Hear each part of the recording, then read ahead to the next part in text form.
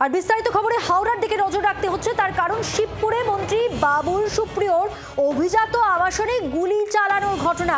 পুনম যাদব নামে এক মহিলা গুলিবিদ্ধ হয়েছেন, গুরুতর জখম অবস্থায় ভর্তি হাসপাতালে। সিসিটিভি ফুটেজ জি24 ঘন্টা এক্সক্লুসিভলি দেখতে পাচ্ছেন। গুলি চালানোর মুহূর্ত সিসিটিভি ফুটেজ বন্দী।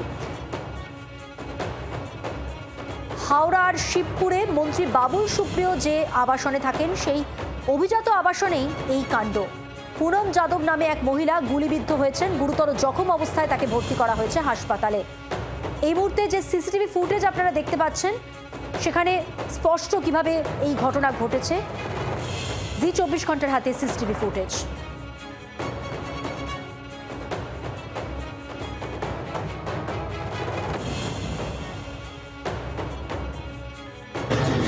गोली बोल तो रहा है, छू के निकल गया है, बोला गलती से चल गया है, कैसे चल गया वो लोग ही बताएगा जिसका घटना हुआ।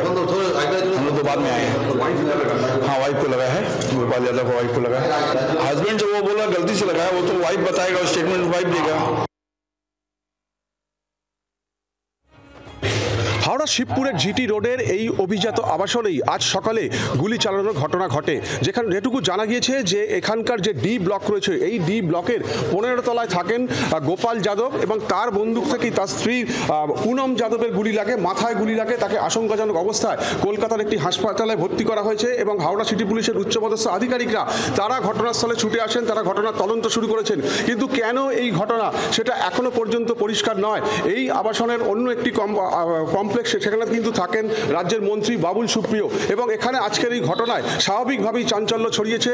এখানকার আবাসিকরা তারা জানার চেষ্টা করছেন কেন এই ধরনের ঘটনা ঘটলো, কিন্তু এখনো পর্যন্ত পরিষ্কারভাবে তা জানা যায়নি।